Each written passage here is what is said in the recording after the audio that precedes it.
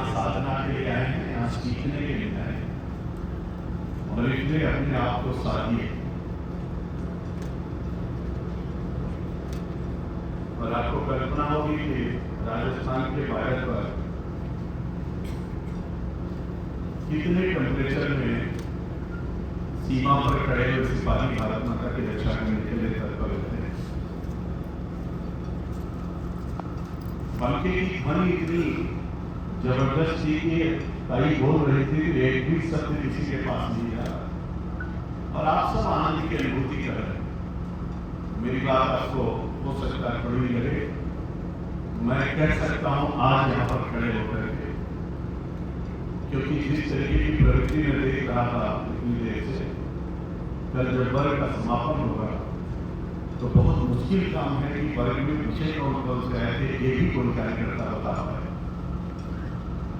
क्योंकि मनोदशा में देखना, बैठने की स्टाइल, लोग कुर्सियों पर पद्मासन में बैठे, रीढ़ को सीधी नहीं कर पा रहे, सीधे तरीके से बैठ नहीं पा रहे। कल्पना करिए कि आप क्या प्रशिक्षण ले रहे हैं। प्रशिक्षण विषय का नहीं, प्रशिक्षण भाषण का नहीं, प्रशिक्षण आपको कुछ बता दिया जाएगा आप सुन लेंगे इसका नहीं। प्रशिक्षण आचरण का, प्रशिक्षण व्यवहार का, प्रशिक्षण हमारे आपके मनोदशा का, प्रशिक्षण हमारे भाव का, प्रशिक्षण हमारे चिंतन का, प्रशिक्षण हमारे समर्पण का है, प्रशिक्षण हमारी सोच का है। और इसलिए अगर आपकी मनोदशा, आपकी सोच, आपका आचरण, आपका व्यवहार, आपकी कार्य पद्धति में परिवर्तन नहीं आ रहा है तो प्रशिक्षण वर्ग का कोई मतलब नहीं होता है। अभी ताई ने कहा कि मैंने जीवन में बहुत प्रशिक्षण है, आप सबको भी बहुत प्रशिक्षण है, लेकिन हर प्रशिक्षण के बाद हम जैसे थे वैसे हो जाते हैं, हम जैसे बनने के लिए रहते वैसा नहीं बन पाते। उसका मुख्य कारण है हम प्रशिक्षण में तो आते हैं और प्रशिक्षण से जाते हैं, पूरा करते हैं, समय लगाते हैं, लेकिन जो भाव, जो भंगिमा, जो व्यवहार, जो आचरण होना चाहिए उसको हम आत्मसात नहीं कर पाते। मेरी बात आपको कड़ी लग सकती है, लेकिन मैं इससे भी ज्यादा कठोर अभी कुछ बोलने के लिए तैयार हूं, क्योंकि मैं जानता हूं। इसलिए मेरा आप सबसे अनुरोध है कि अगर बैग मिली है तो आपको डायरी निकालनी चाहिए, अगर पेन है तो लिखना चाहिए, और पूरे समय सावधान और सतर्क की मुद्रा में रहना चाहिए। हर समय अलर्ट रहिए। रीढ़ की हड्डी को जितनी कोशिश हो सके, आपकी आयु बढ़ जाएगी, आपकी बीमारी दूर हो जाएगी, आपका स्पाइरोलाइटिस अगर होगी, सर्वाइकल का पेन होगा तो खत्म हो जाएगा। अगर आप रीढ़ की हड्डी सीधी करके आज से लेकर कल तक बैठ पाए, एक अच्छी साधना होगी। मेरे मित्रों, आज के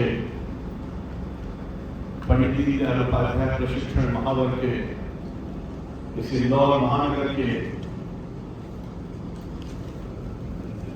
हमारे इस उद्घाटन सत्र के अध्यक्षता आदरणीय मुकेश भाई साहब कर रहे हैं।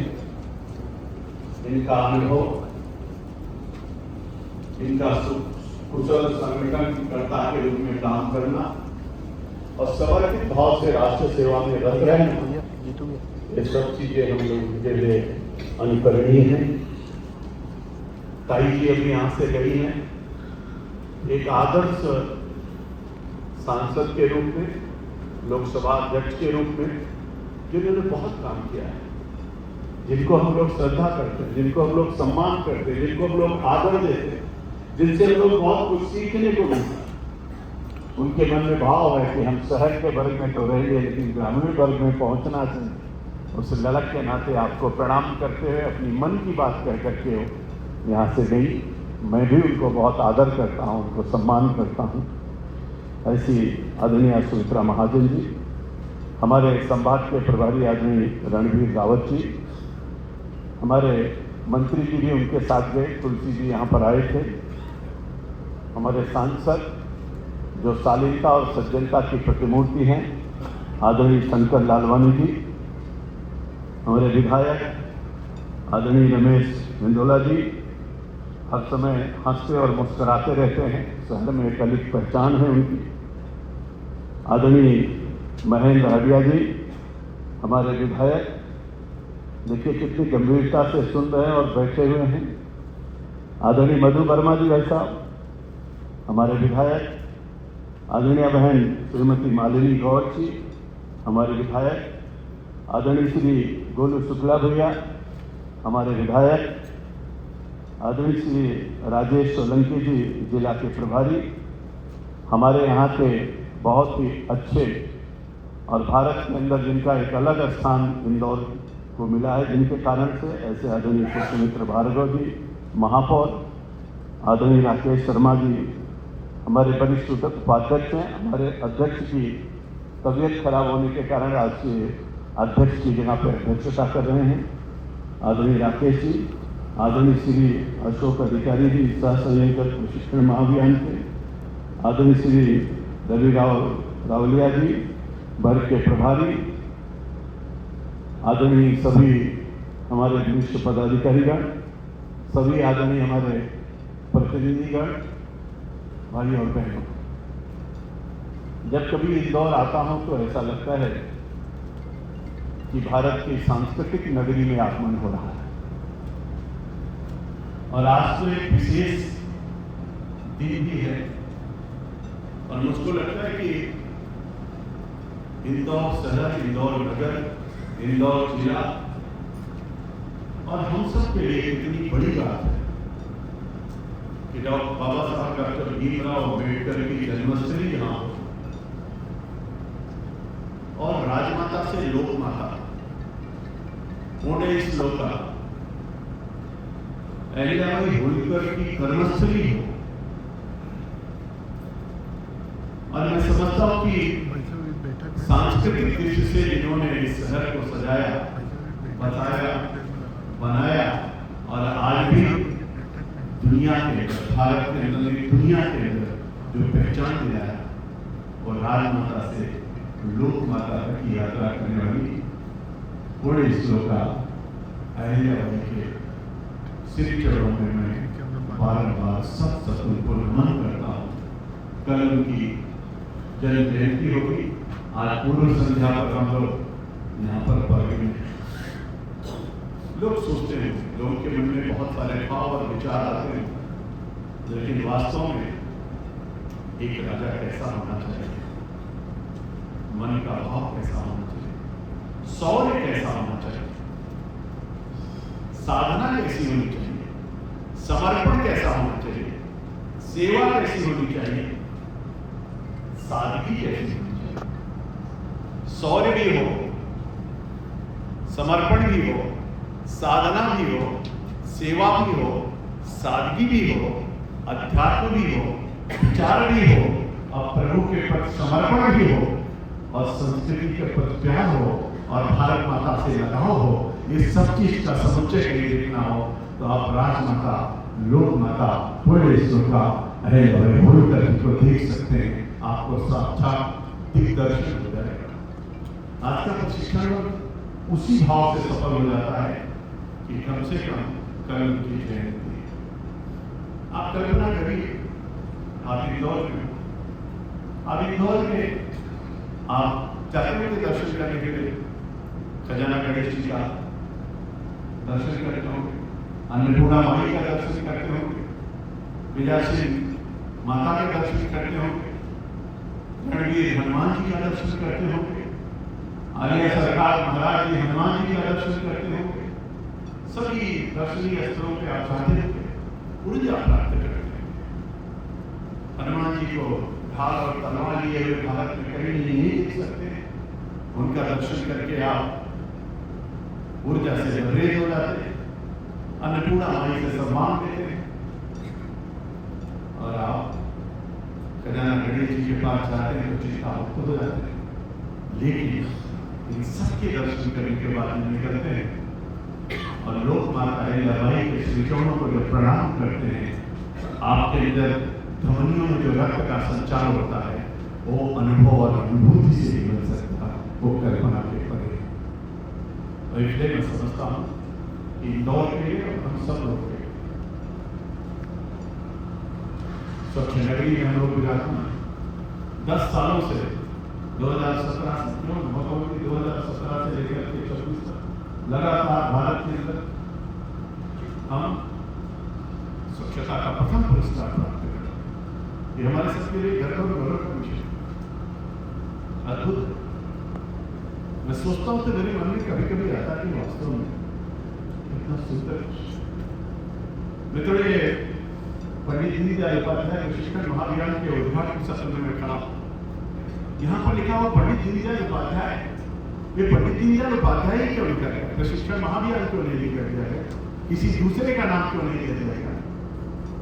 तो इसलिए दिया गया है कि अगर आपको संस्कार देखना हो, आपको संस्कृति देखनी हो, आपको सादगी देखना हो, आपको सेवा देखना हो, आपको समर्पण देखना हो, आपको उत्कृष्ट विद्वान देखना हो, आपको पत्रकार देखना हो, आपको कुशल संगठनकर्ता देखना हो, आपको राजनेता देखना हो, आपको प्रचारक देखना हो, अगर सारे गुणों का एक जगह समुच्चय देखना हो तो आप पंडित दीनदयाल उपाध्याय जी को देखें, आपको दिख जाएगा।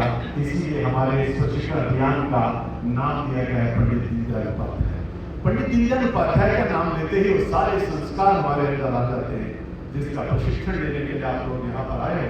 हमको कैसा होना चाहिए, हमको कैसा बनना चाहिए, हमको किस मार्ग पर चलना चाहिए, वो सबका दिग्दर्शन कराने वाला एक महापुरुष कोई है तो पंडित दीनदयाल उपाध्याय। दूसरा शब्द लिखा हुआ प्रशिक्षण। ये प्रशिक्षण क्या है? ये ट्रेनिंग किस बात की?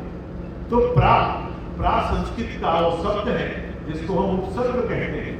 शिक्षण के साथ प्रशिक्षण, यानी हमारे अंदर उत्कृष्टता का भाव, हमारे अंदर वो जो हम सीखने के लिए आए हैं उसकी दक्षता प्राप्त हो जाए, उसकी कुशलता आ जाए, करणीय कार्य जो बताए जाए हम आत्मसात कर लें। शिक्षण के साथ वो कला विकसित हो जाए जिसके माध्यम से हम अपनी बात को नीचे तक ले जा सकें। इसीलिए शिक्षण नहीं प्रशिक्षण कहा गया है। तीसरा शब्द है महाअभियान। ये महाअभियान क्या है? प्रशिक्षण वर्ग भी हो सकता था, ये महाअभियान क्या है? तो महाअभियान है क्योंकि दुनिया की सबसे बड़ी पार्टी का नाम भारतीय जनता पार्टी है और भारत के अंदर कुल 10,95,761 बूथ है और सभी बूथों का प्रशिक्षण हो रहा है, मंडलों का प्रशिक्षण है, जिले का प्रशिक्षण है, उसके बाद प्रदेश का प्रशिक्षण है, देश का प्रशिक्षण है, मोर्चे और प्रकोष्ठ का प्रशिक्षण है, सांसद और विधायक का प्रशिक्षण है। यानी प्रशिक्षण की एक माला है और बूथ से लेकर के यानी शक्ति केंद्र और बूथ से लेकर के ऊपर तक देश स्तर तक का प्रशिक्षण हो रहा है। इसीलिए हमने कहा महाअभियान चल रहा है। ये छोटा मोटा अभियान नहीं है, ये बहुत बड़ा अभियान है। इसलिए हमने कहा पंडित दीनदयाल उपाध्याय प्रशिक्षण महाअभियान। इस शब्द के भाव को समझने की आवश्यकता है। मेरे मित्रों, हर शब्द का अपना अर्थ होता है, बिना अर्थ के कोई शब्द नहीं होते। अगर पानी कहते हो तो पानी नाले में भी बहता है, पानी नहर में भी बहता है, नदी में भी। तो हम जल कहते हैं। हम गंगा को कभी पानी नहीं कहते, हम गंगा को जल कहते हैं। लेकिन मंदिर में जब आप बाबा और भोलेनाथ को जल चढ़ाते हो, उससे जो निकलता है उसको हम जल नहीं कहते, उसको हम पानी नहीं कहते, उसको हम नीर कहते हैं। वो हम नीर हमारे लिए है। इसलिए शब्द तो एक ही है, पर्यायवाची हो सकता है, लेकिन उससे सबके अर्थ और भावार्थ अलग अलग होते हैं। इसलिए जीवन में हर चीज का बहुत महत्व।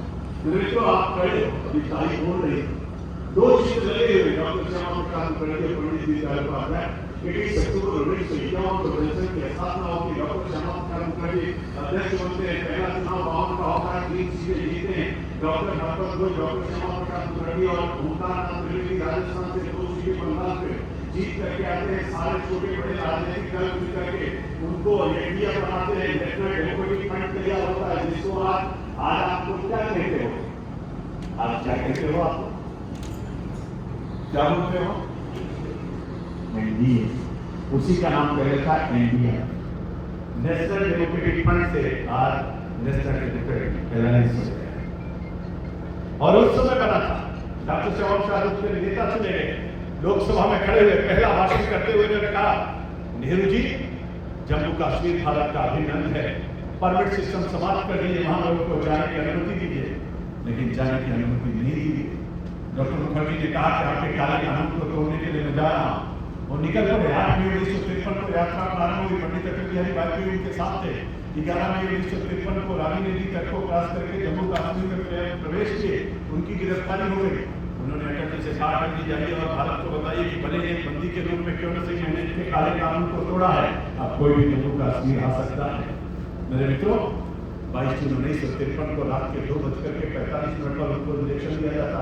23 जून 1953 को सवेरा होता। डॉक्टर मुखर्जी इस दुनिया में नहीं रहते।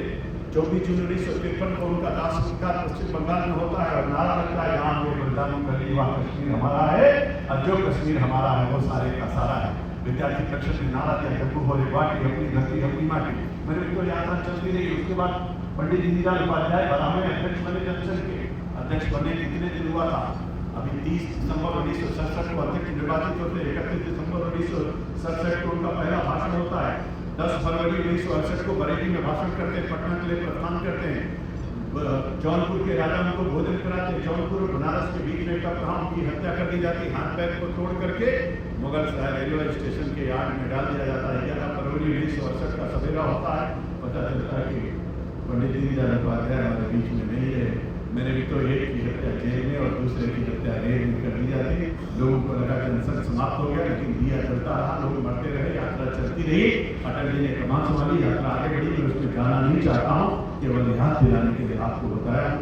अद्भुत और इसलिए प्रशिक्षण वर्ग हमारे लिए बहुत आवश्यक है। हर चीज को जानने के लिए प्रशिक्षण वर्ग आवश्यक है। वैचारिक अधिष्ठान को समझने के लिए प्रशिक्षण वर्ग आवश्यक है। देश के अंदर आंतरिक और बाह्य चुनौतियों को जानना और नैरेटिव को सेट करने के लिए हमारे आपके लिए सीखने के लिए प्रशिक्षण वर्ग बहुत आवश्यक है। हमारे आपके भाजपा का इतिहास और विकास समझने और जानने के लिए हमारे आपके लिए प्रशिक्षण वर्ग बहुत आवश्यक है। कार्यकर्ता का विकास, कार्यकर्ता की संभाल, बूथ का प्रबंधन, अपने कार्य को नीचे तक पहुंचाना, भारत सरकार की गरीब कल्याण योजनाओं से परिचित होना, मध्य प्रदेश सरकार की उपलब्धियों को जानना, कार्यकर्ता का व्यक्तित्व विकास, एआई से परिचित होना, सोशल मीडिया से परिचित होना, मीडिया के बारे में जानना, अपनी बात को नीचे तक पहुंचाना, कार्य की वैशिष्ट, कार्य की संस्कृति, इन सबको समझने के लिए प्रशिक्षण वर्ग बहुत आवश्यक है। इसलिए हमारे आपके लिए आज से लेकर के कल तक, मैं चूंकि उद्घाटन सत्र में हूँ, इसलिए मैं इन बातों को बताए बिना यात्रा को आगे नहीं बढ़ा सकता। इसलिए उद्घाटन सत्र का यही मूल मंत्र है कि आप अनुशासित रहिए, आप धैर्यवान रहिए, आप सीखने की ललक से आगे बढ़िए, आप एक एक चीज को आत्मसात करिए, आपको अपने आप को निपुण बनाइए, अपने आप को दक्ष बनाइए, अपने आप को उत्कृष्ट बनाइए, अपने आप को एक आदर्श कार्यकर्ता का निर्माण करिए। आप अपने आप को अस्त्र शस्त्रों से लैस हो जाइए और आप तैयार होकर के परम वैभव निरंतर राष्ट्र की परिकल्पना को साकार करने के लिए तैयार हो जाइए और विकसित भारत को बनाने के लिए मूल मंत्र को लेकर के जाने के लिए तैयार हुई है। इसीलिए भारतीय जनता पार्टी ने प्रशिक्षण वर्ग को, प्रशिक्षण महाअभियान को चलाया है। एक एक कार्यकर्ता हमारा ऑलराउंडर होना चाहिए। एक एक कार्यकर्ता सभी जानकारियों से लैस होना चाहिए। एक एक कार्यकर्ता योग कैसे करना है, प्राणायाम कैसे करना, भटिका कैसे करनी है, और आसन क्या है, नियम क्या है, प्राणायाम क्या है, प्रत्याहार क्या है, ध्यान क्या है, धारणा क्या है, समाधि क्या है, परिचित होना है। इसलिए अपने आप को भी बलशाली बनाना, व्यस्त बनाना, कोई बीमारी न लगने पाए। इसलिए मोदी जी ने कहा कि अपने आप को भी योग अभ्यास करके एकदम तैयार रहो, क्योंकि राष्ट्र के निर्माण के लिए हमको आपको रात और दिन काम करना है। इसलिए हमारे आपके पास कोई बीमारी नहीं आनी चाहिए, तो अभ्यास भी करना है। प्रदर्शनी लगी है, प्रदर्शनी देखना है, केवल देखने के लिए नहीं देखना है। एक एक चीज जो उसमें लिखी है उसको सबको आत्मसात कर लीजिए, उसको समझ लीजिए। प्रदर्शनी केवल प्रदर्शन के लिए नहीं है, प्रदर्शनी सीखने के लिए, समझने के लिए। रात्रि रुकने की बात यही है, सामूहिकता के आधार पर कैसे रुकेंगे, एक दूसरे से परिचय कैसे करेंगे, अपने निर्णयों को कैसे प्रभावी करेंगे, साथ चलने का कैसे सीख मिलेगी, इन सब दृष्टियों से प्रशिक्षण बहुत आवश्यक है। साथ ही पंखे की हवा मत लीजिए, एसी में आने की कोई जरूरत नहीं, अपने को तपाइए। कार्यकर्ता मित्रों, तपाना है भारत माता के लिए, भारतीय जनता पार्टी के लिए। मोदी जी ने कहा बीजेपी मेरी माँ है, अगर बीजेपी की अपनी मां मानते हो तो हमको आपको तपना पड़ेगा, हमको आपको खपना पड़ेगा, हमको आपको तैयार होना पड़ेगा, हमको हर चुनौतियों से मुकाबला करना पड़ेगा और इसलिए प्रशिक्षण हमारे लिए बहुत आवश्यक है। मेरे मित्रों, हमने वैचारिक अधिष्ठान यहाँ पर लिखा, कितना सुंदर शब्द है ये। वैचारिक अधिष्ठान क्या है, हमारे वैचारिक क्या है? तो नरेंद्र भाई मोदी ने कहा हम एक ऐसे राजनीतिक दल के कार्यकर्ता हैं जो संगठन आधारित है और हमारा संगठन कार्यकर्ता आधारित है और हमारा कार्यकर्ता विचारधारा आधारित है। आप कल्पना करके देखिए तीनों शब्दों। उन्होंने कहा हम ऐसे राजनीतिक दल के कार्यकर्ता हैं जो संगठन आधारित है और हमारा संगठन कार्यकर्ता आधारित है और हमारा कार्यकर्ता विचारधारा आधारित है। हमारा वैचारिक अधिष्ठान क्या? अधिष्ठान क्या होता है? अधिष्ठान माने आधार। हमारे विचार का आधार क्या है? तो हमारे विचार का आधार क्या है?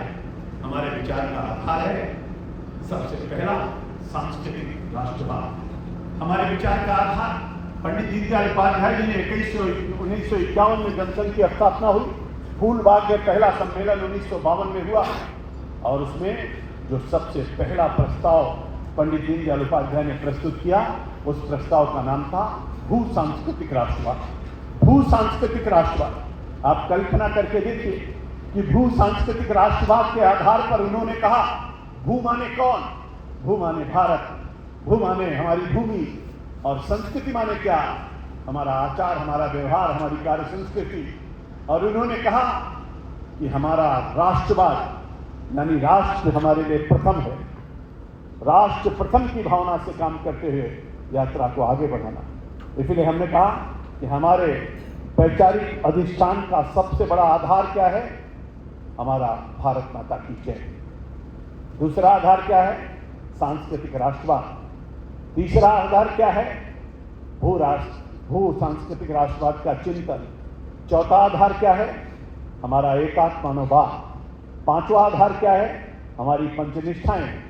और हमारे आप सबके लिए जो भू सांस्कृतिक राष्ट्रवाद की परिकल्पना की गई उसका सबसे बड़ा आधार क्या है? तो हमारे यहाँ कहा गया 4 पुरुषार्थ बताए गए, धर्म, अर्थ, काम और मोक्ष। 4 आश्रम बताए गए हमारे यहाँ। वो आश्रम चारों हमारे लिए बहुत इंपॉर्टेंट है। ब्रह्मचर्य, गृहस्थ, वानप्रस्थ, संन्यास। और हमारे 4 आयाम बताए गए, धार्मिक, आर्थिक, सामाजिक और राजनीतिक। हम सब राजनीतिक क्षेत्र के कार्यकर्ता हैं। हमारे यहाँ कहा गया कि हम ब्रह्मचर्य, उसके बाद कहा गया गृहस्थ, उसके बाद कहा गया वानप्रस्थ, उसके बाद कहा गया संन्यास। और हमारे राजनीति को भी चौथे पायदान पर रखा गया। इसलिए मोदी जी कहते हैं सेवा ही संगठन है और इसलिए राजनीति को संन्यास के स्थान पर रखा गया। इसलिए राजा जनक से बड़ा कोई सन्यासी नहीं हुआ। इसलिए जब हम सांस्कृतिक राष्ट्रवाद की बात करते हैं तो सांस्कृतिक राष्ट्रवाद की अवधारणा के आधार पर हम नदियों का चिंतन करते हैं। हम माया, मथुरा, काशी, कांची, अवंतिका, पुरी, द्वारवती का चिंतन करते हैं। हम चिंतन करते हैं वित्तम यत्यन संरक्षित वित्त न्यास याति चा चूड़ो वित्तता चूड़ो वित्तस्तु हतो हता। हम चिंतन करते हैं बहंति नद्या स्वयं वनाभ्या स्वयं नखादन फलान वृक्षा धारा धरो वर्षितनाथ हेतो परोपकाराय सताम विभूत्या। हम चिंतन करते हैं वृक्ष कबों ने फल बके नदी न संचय नीर परमारथ के कारणे साधुन धरासरी। हम चिंतन करते हैं और हमारे सब चिंतन में सबसे बड़ी बात क्या होती है? राष्ट्र प्रथम, यानी nation first, party next, self last. इस भाव के आधार पर हम काम करते हैं और इसीलिए हमारे यहाँ अथर्ववेद में पृथ्वी सूक्त के 63वां श्लोक में क्या कहा गया है? पृथ्वी सूक्त के 63वें श्लोक में कहा गया है माता भूमि पुत्रो हम पृथिव्याम। भूमि मेरी माँ है, मैं इस पृथ्वी का पुत्र हूँ। जीऊंगा तो भारत माता के लिए और मरूंगा तो भारत माता के लिए। ये भाव को लेकर के हम सांस्कृतिक राष्ट्रवाद की चिंतन करते हैं। इसलिए पंडित अटल बिहारी वाजपेयी ने क्या कहा? पंडित अटल बिहारी वाजपेयी ने कहा भारत एक जमीन का टुकड़ा नहीं है, ये राष्ट्र पुरुष है। और आगे वो क्या कहते हैं? ये चंदन की भूमि है, ये बंधन की भूमि है, ये अभिनंदन की भूमि है। यहाँ का कण कण शंकर है, यहाँ का बूंद बूंद गंगा जल है। जिएंगे तो भारत माता के लिए और मरेंगे तो भारत माता के लिए। और मरने के बाद भी जब अस्थियां गंगा में प्रवाहित की जाएंगी, कान लगा के सुनोगे तो उसमें से भी आवाज आएगी, भारत माता की जय। आप कल्पना करो, सांस्कृतिक राष्ट्रवाद कितना उदात्त चिंतन है, और उसके इर्द गिर्द घूमता हुआ हमारा विचार। हम काम किसके लिए करेंगे, हमारा आधार क्या होगा? हमारा आधार होगा सांस्कृतिक राष्ट्रवाद। दूसरा महत्वपूर्ण है हमारे सबके लिए कि हमारे सांस्कृतिक राष्ट्रवाद की अवधारणा के आधार पर दूसरा बड़ा चिंतन है, और वो चिंतन क्या है?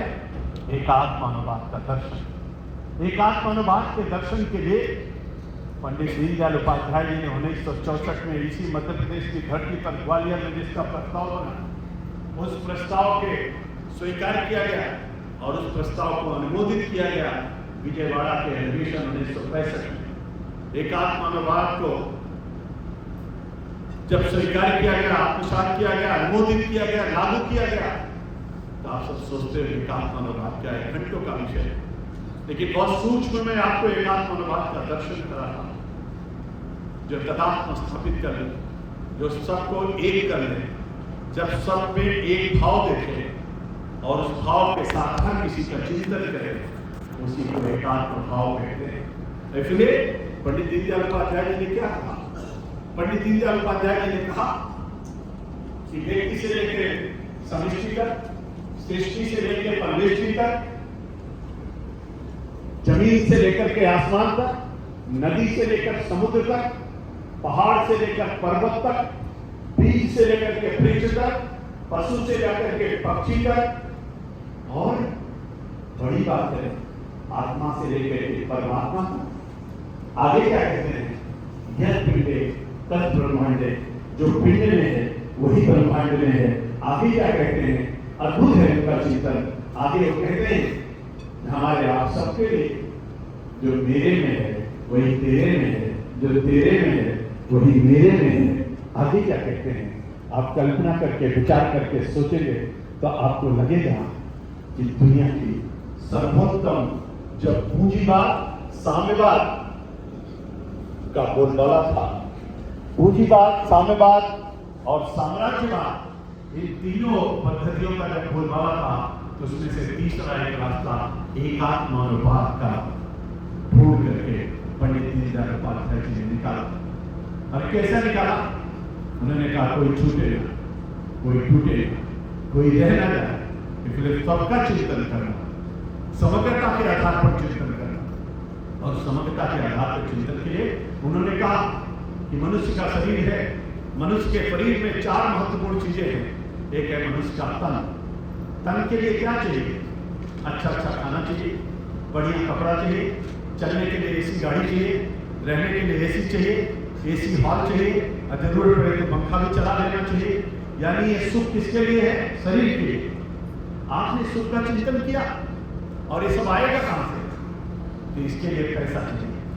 तो तन के सुख के लिए धनधाम चाहिए, यानी बिना पैसा के आपको मिलेगा नहीं, तो तन के सुख के लिए धनधाम चाहिए। दूसरी बात उन्होंने क्या कही? एक दूसरी चीज है मन। जैसे मैं आपके पास आया, आपने उनको पटना नहीं पहनाया, बोलने के लिए नहीं बैठा, बैठने के लिए कहा नहीं, एक गिलास पानी नहीं पूछा, तो मन कहता ना हमको गाड़ी घोड़ा मकान चाहिए, ना हमको अच्छा पकवान चाहिए। मन कहता है हमको मान सम्मान और स्वाभिमान चाहिए।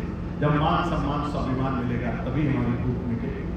और तीसरी एक महत्वपूर्ण चीज और है, जो कहता ना हमको गाड़ी घोड़ा मकान चाहिए, ना मान सम्मान स्वाभिमान चाहिए, वो तीसरी चीज हमारे शरीर में है बुद्धि। बुद्धि की भूख कब मिटेगी? बुद्धि कहती है ना हमको गाड़ी घोड़ा मकान चाहिए, ना अच्छे पकवान चाहिए, ना हमको आपको मान सम्मान स्वाभिमान चाहिए।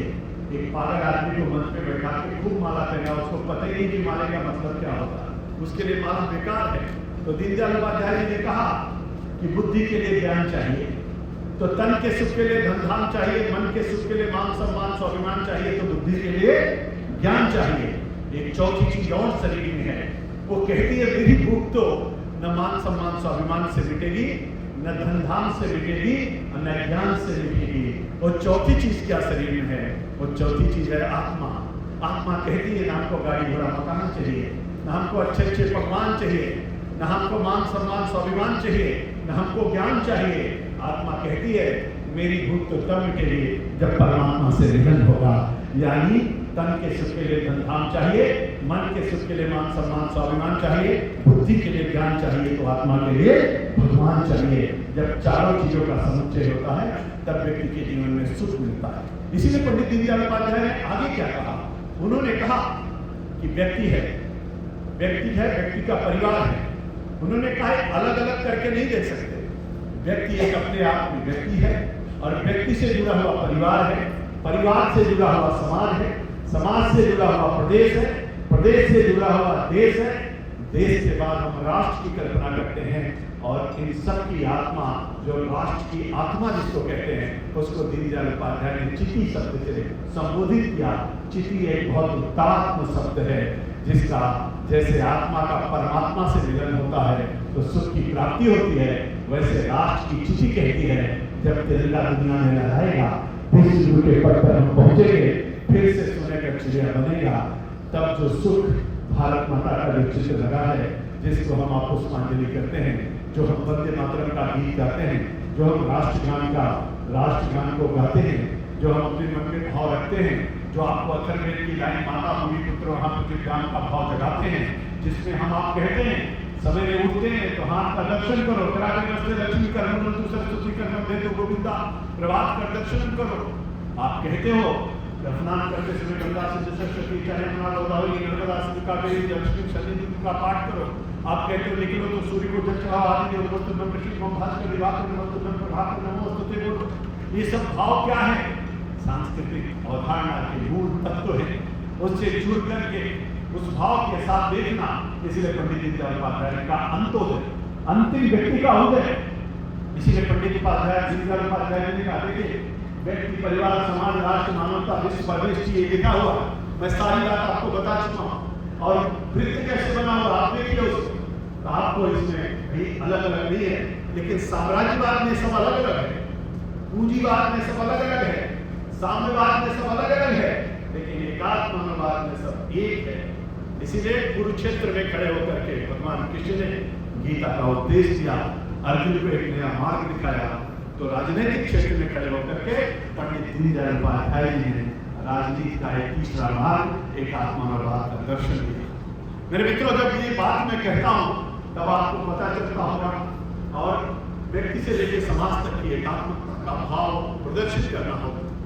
और इसलिए उन्होंने अंत्योदय की बात कही, उन्होंने दरिद्र नारायण की सेवा की बात की, और इन्हीं सब चीजों को लेकर के हमारे प्रधानमंत्री ने कहा सबका साथ, सबका विकास, सबका विश्वास, सबका प्रयास, यानी किसी को छोड़ना नहीं। पंडित दीनदयाल उपाध्याय ने कहा अगर कोई भी छूट गया, यानी अंत्योदय अंतिम व्यक्ति तक की बात है। इसलिए मोदी ने क्या कहा, आकांक्षी जिला जो था उसको, आकांक्षी जिला को सबके बराबर लाना, आकांक्षी ब्लॉक को उन्होंने सबके बराबर लाना, कोई प्रदेश पीछे न रह जाए, कोई समाज पीछे न रह जाए। इसीलिए 57 करोड़ का खाता खुलवा दिया, इसीलिए 81 करोड़ को राशन पहुंचा दिया, इसीलिए 4 करोड़ का मकान बनवा दिया, 3 करोड़ का बन रहा, इसीलिए 12 लाख लोगों का स्वच्छ भारत मिशन के तहत शौचालय बना दिया। इसीलिए उन्होंने सबके विकास की चिंता की, और उसी का परिणाम है कि 25 करोड़ लोग गरीबी रेखा के ऊपर हैं। ये एकात्मवाद पंडित दीनदयाल उपाध्याय का संदेश है। मेरे मित्रों, महात्मा गांधी ने कहा ग्रामोदय, विनोबा भावे ने कहा सर्वोदय, पंडित दीनदयाल उपाध्याय ने कहा अंत्योदय, तो नरेंद्र भाई मोदी ने कहा राष्ट्रोदय। कल्पना करके देखिए। और इसलिए वैचारिक अधिष्ठान का मूल तत्व हमारे एकात्मवाद के दर्शन में छिपा हो, लेकिन उसका एक और आधार ये 1995 में, 1985 में भारतीय जनता पार्टी ने इसको स्वीकार किया। लेकिन एक तीसरा आयाम और है, उस आयाम में हमारी पंचनिष्ठाएं, हमारा वैशिष्ट, हमारी कार्य पद्धति, और पंचनिष्ठाएं क्या है, हमारी निष्ठा क्या है। हमारी निष्ठा भारत के प्रति, हमारी निष्ठा अपनी मां के प्रति हमारी निष्ठा है। और इसलिए पहली निष्ठा को उन्होंने कहा राष्ट्रीय और राष्ट्रीय एकात्मता। राष्ट्रवाद, कैसा राष्ट्रवाद? तो हम वंदे मातरम गाएंगे, हम भारत माता का जयकारा करेंगे, हम राष्ट्र को प्रथम रखेंगे, हम राष्ट्र के प्रथम भावना के साथ काम करेंगे। इसलिए हम जो कुछ भी करेंगे उसके केंद्र में हमारा राष्ट्र सर्वोपरि है, इस भाव के साथ हम करेंगे। इसलिए हम कहते हैं हमारा पथ अंत्योदय, प्रण अंत्योदय, लक्ष्य अंत्योदय होगा। और इसलिए इस भाव के साथ पहली निष्ठा जो है और राष्ट्रीयता और राष्ट्रवाद की है। दूसरी निष्ठा कितनी इंपॉर्टेंट है, लोकतंत्र में निष्ठा, यानी लोकतंत्र पर भरोसा, लोकतंत्र में विश्वास। आपने देखा होगा कितना विश्वास और भरोसा आदमी प्रधानमंत्री जी कैसा भरोसा करते।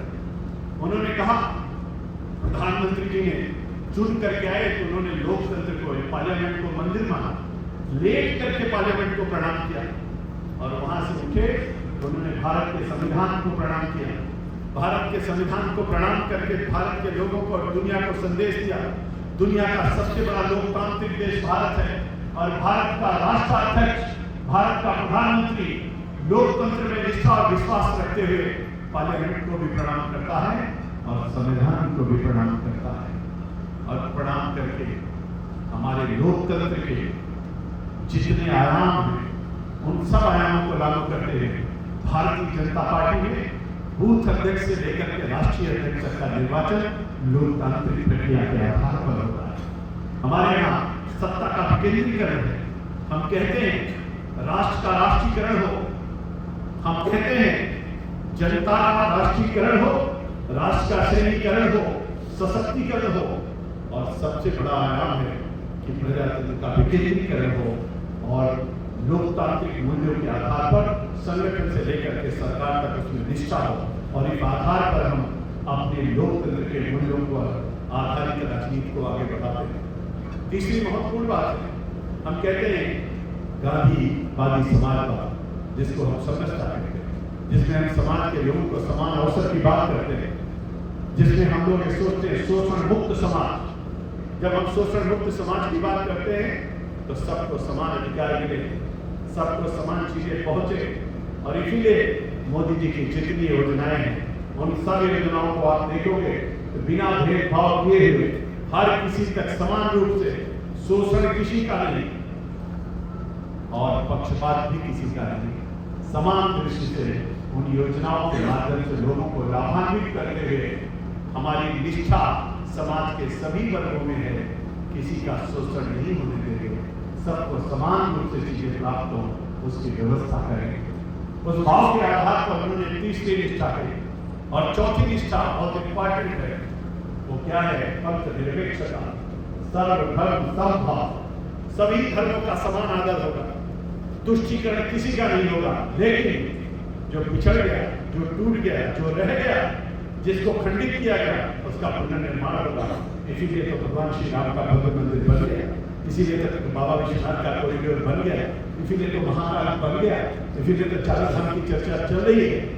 और इसीलिए मैं कहता हूँ सर्वधर्म समभाव, तुष्टीकरण किसी का नहीं, लेकिन अन्याय अगर हुआ है तो उसको समान रूप से बराबरी पर लाया जाए। हम सबका सम्मान करते हैं, तुष्टीकरण किसी का नहीं, लेकिन जाति भेद के आधार पर हम कोई भी पक्षपात नहीं होते। इसलिए हमारी चौथी निष्ठा है सर्वधर्म समभाव, पंथ निरपेक्षता। और हमारी अंतिम पांचवी निष्ठा क्या है? पांचवी निष्ठा है मूल्यों पर आधारित राजनीति। आप कल्पना करिए हमारे यहाँ लोकतंत्र कैसा होना चाहिए। एक बूथ अध्यक्ष भी हमारा राष्ट्रीय अध्यक्ष बनता है और हमारे यहाँ एक चाय बेचने वाला सामान्य परिवार का कार्यकर्ता चलते चलते अपने संगठन के कार्य के आधार पर भारत का प्रधानमंत्री होता है। और वहीं पर मूल्य कैसे होने चाहिए, मूल्य आधारित राजनीति कैसी होनी चाहिए? तो पंडित दीनदयाल उपाध्याय जी ने कहा कैसी राजनीति होनी चाहिए? तो उन्होंने कहा व्यक्ति को वोट दीजिए, बटुए को नहीं, बटुआ नहीं पैसे। उन्होंने कहा व्यक्ति को वोट दीजिए, बटुए को नहीं। दूसरी बात उन्होंने कहा कि पार्टी को वोट दीजिए, व्यक्ति को नहीं। तीसरी बात उन्होंने कहा सिद्धांत को वोट दीजिए, पार्टी को नहीं। यानी आदमी खराब हो सकता है, पार्टी खराब हो सकती है। अगर कोई पार्टी बिना सिद्धांत के, बिना विचारधारा के है तो ऐसे पार्टी को वोट नहीं करना चाहिए। तो उन्होंने पहला नंबर लिया कि अगर पैसा और आदमी में चुनना हो तो आदमी को चुनो, पैसे को मत चुनो। दूसरा उन्होंने कहा पार्टी और आदमी में चुनना है तो पार्टी देखो, पार्टी कौन अच्छी है, अगर पार्टी अच्छी है तो अच्छा काम करेगी। तो उन्होंने कहा व्यक्ति को मत दो, पार्टी को। तीसरा उन्होंने कहा पार्टी और सिद्धांत हो तो देखो इसमें सिद्धांत किसके पास है और पार्टी किसके पास, तो उसमें जो सिद्धांतवादी पार्टी हो उसको वोट करो। कितनी सुंदर बात उन्होंने कही। और बड़ी बात है, पंडित दीनदयाल उपाध्याय जौनपुर से चुनाव लड़ रहे थे तो लोगों ने कहा कि अपने नाम के आगे पंडित लिख दीजिए तो आपको वोट मिल जाएगा। पंडित दीनदयाल उपाध्याय ने कहा वोट मिले और चाहे ना मिले, मैं जातिवादी राजनीति के आधार पर अपने को आगे नहीं बढ़ाना चाहता हूँ। कितना बड़ा उदात्त चिंतन था उनका। उन्होंने पंडित नहीं लिखा, चुनाव हार गए, लेकिन मूल्य आधारित राजनीति उन्होंने नहीं छोड़ी। अब तीसरा उदाहरण आपको देता हूं, भारतीय जनता पार्टी में एक से बढ़ के एक उदाहरण। तीसरा उदाहरण, अटल बिहारी वाजपेयी की सरकार एक वोट से जा रही थी।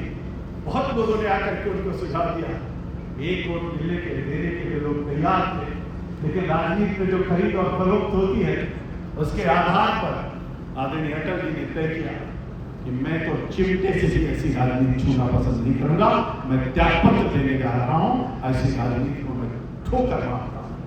आप कल्पना करिए, उन्होंने एक वोट के लिए मैनेजमेंट नहीं किया, सरकार चली गई, लेकिन मूल्यों पर आधारित राजनीति को उन्होंने नहीं छोड़ा। यानी भारतीय जनता पार्टी की जो पंच निष्ठाएं हैं, इन पांचों निष्ठाओं के आधार पर, एकात्म मानववाद के दर्शन के आधार पर, सांस्कृतिक राष्ट्रवाद के आधार पर, समुच्चय के आधार पर जब हम विचार करते हैं तो हमारा वैचारिक धरातल कितना मजबूत है, हम किस विचारधारा पर आधारित होकर के काम करने के लिए अग्रसर हो रहे हैं, ये उदात्त चिंतन अगर कहीं मिलेगा केवल भारतीय जनता पार्टी में मिलेगा। और इसी उदात्त चिंतन के आधार पर 15 अगस्त 2022 को लाल किले की प्राचीर से हमारे आपके लोकप्रिय प्रधानमंत्री नरेंद्र भाई मोदी ने कहा हम पंच प्रण लेते हैं। वो पंच प्रण इन पंच निष्ठाओं और हमारे आपके कार्य और वैशिष्ट के आधार पर उन्होंने तय किया। कौन सी पांच निष्ठा पंच प्रण उन्होंने लिया? सबसे पहले उन्होंने कहा विकसित भारत बनाएंगे। हम संकल्प लेते हैं, हम प्रण लेते हैं कि 2047 तक विकसित भारत बनाएंगे। और विकसित भारत कैसे बनाएंगे? $4.65 ट्रिलियन के साथ आज की तारीख में भारत चौथे नंबर की इकोनॉमी बन गया। 2035 तक, 2029-30 तक हम तीसरे नंबर की इकोनॉमी बनेगी। 2035 तक $10 ट्रिलियन के साथ हम दूसरे नंबर पर पहुंचेंगे और 2045 तक $30 ट्रिलियन के साथ हम दुनिया की नंबर 1 अर्थव्यवस्था बनेंगे। मेरे मित्रों, देखते देखते भारत कैसे बदल, और उन्होंने केवल कहा नहीं, 24,000 करोड़ रुपए का रक्षा क्षेत्र में निर्यात किया, 1,57,000 करोड़ का रक्षा उत्पादन किया है, 85 देशों को रक्षा उत्पाद किया है, 880 मेट्रिक टन सोना भारत के खजाने में भर दिया है, $750 अरब का निर्यात किया है। देखते देखते भारत दुनिया का सिरमौर बनता चला जा रहा है। इसलिए मोदी ने कहा है हम प्रण लेते हैं, मेरा भारत जैसा था वैसा मेरा भारत बनेगा। 2047 तक विकसित भारत तैयार करेंगे।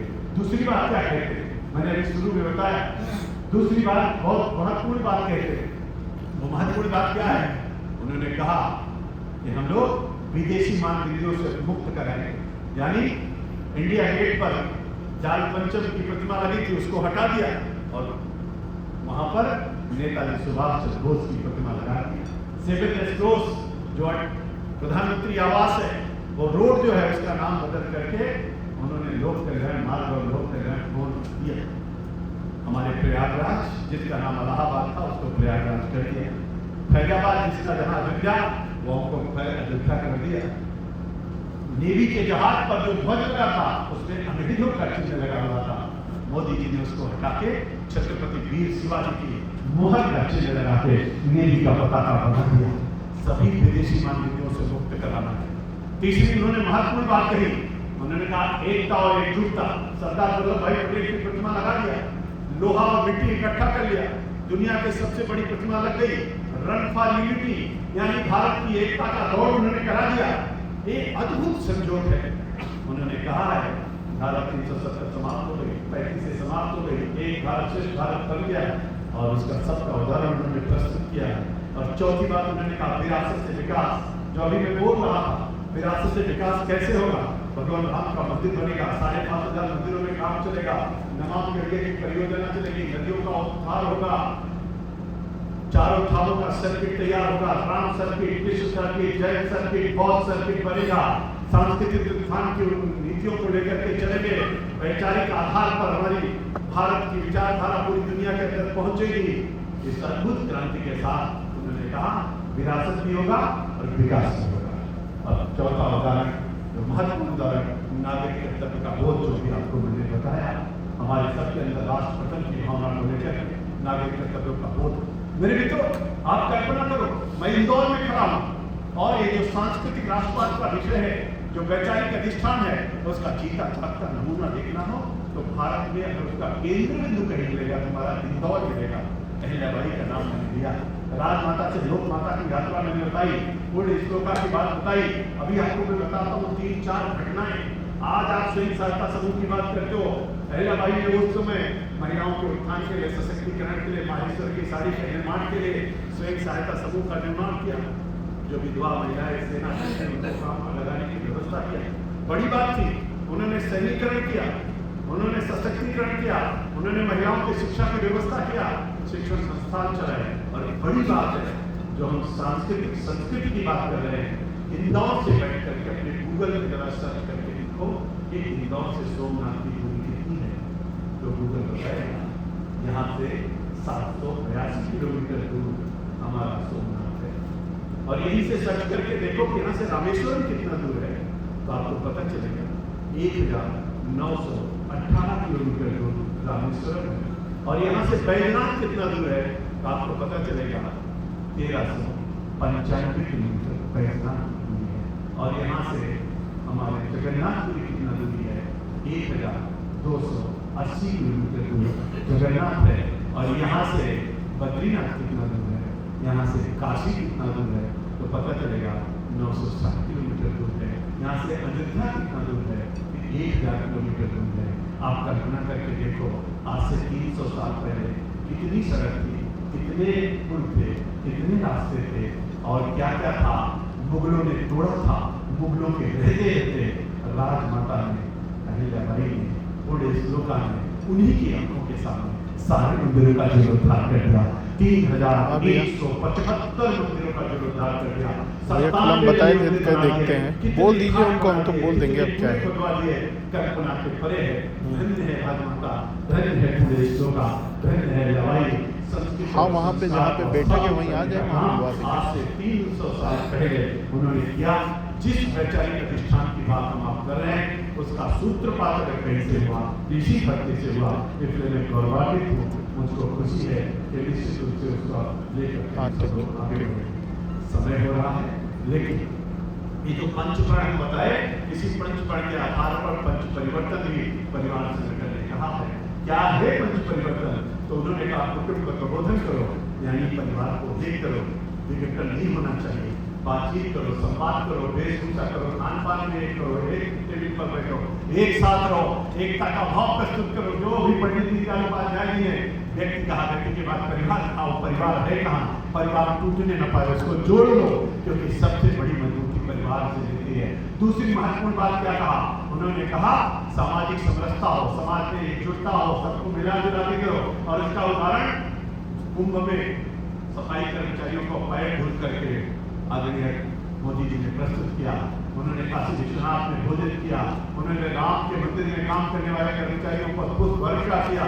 हमको आप भी समरस होना चाहिए। सामाजिक तीसरी बात क्या कहा? पर्यावरण संरक्षण हो, जलवायु, वो जो उनकी पट्टों में छेद हो रहा, वृक्षारोपण हो, एक पेड़ मां के नाम का अभियान हो, हम सब लोग जल का संरक्षण करें, जल का संवर्धन करें, वृक्षारोपण करें, इसको लेकर के आगे बढ़े। महत्वपूर्ण बात है स्वार्थ की अनुभूति हो, यानी स्वदेशी का भाव जागृत हो। अगर स्वदेशी का भाव जागृत होगा, लोकल फॉर वोकल होगा, अपनी चीजों पर गर्व और गौरव होगा, तो निश्चित रूप से देश आगे बढ़ेगा। और चौथी बात, नागरिक कर्तव्य हो तो पंच प्रण हो, पंच परिवर्तन हो, एकात्म मनोभाव हो, पंच निष्ठाएं हो, सांस्कृतिक राष्ट्रवाद हो और भारतीय जनता पार्टी का कार्यकर्ता हो, तो कोई भाई का लाल भारत में, दुनिया के अंदर भाजपा और भारत को रोक नहीं सकता। निश्चित रूप से हम परम वैभव निरपेक्ष स्वराष्ट्र की परिकल्पना को साकार करेंगे। हमारा वैशिष्ट है कि हम सर्वव्यापी बनेंगे, सर्वस्पर्शी बनेंगे, सर्वग्राही बनेंगे, सर्वग्राही बनेंगे। और हमारी कार्य संस्कृति है जो कि झोपड़ी का एहसान हो, गाँव गरीब का किसान हो, बेरोजगार नौजवान हो और हमारे यहाँ के सबके उत्थान की परिकल्पना हो।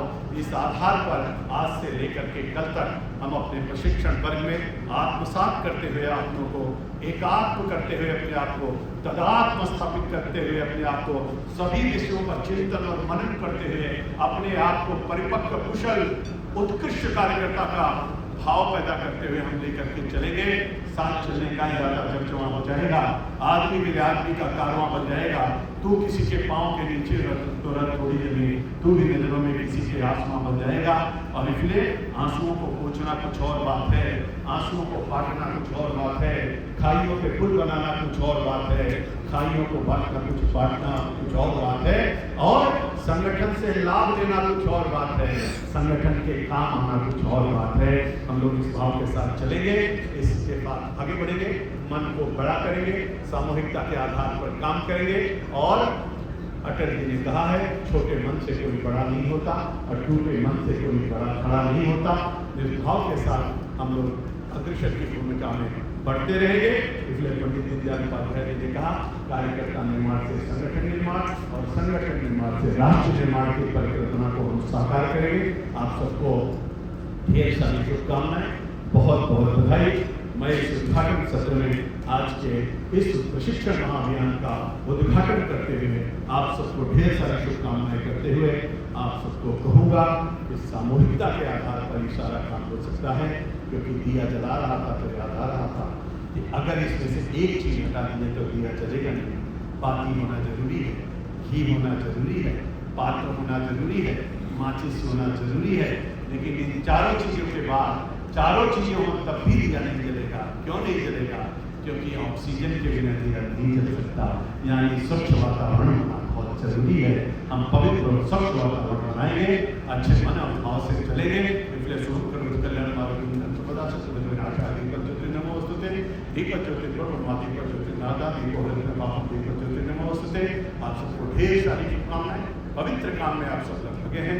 भारत को अपनी माँ माने, भाजपा को अपनी माँ माने, हर चीज को आत्मसात करते हुए हम सब लोग अग्रसर होंगे। आप सबको ढेर सारी शुभकामनाएं, बहुत बहुत बधाई। बोलिए भारत माता की जय।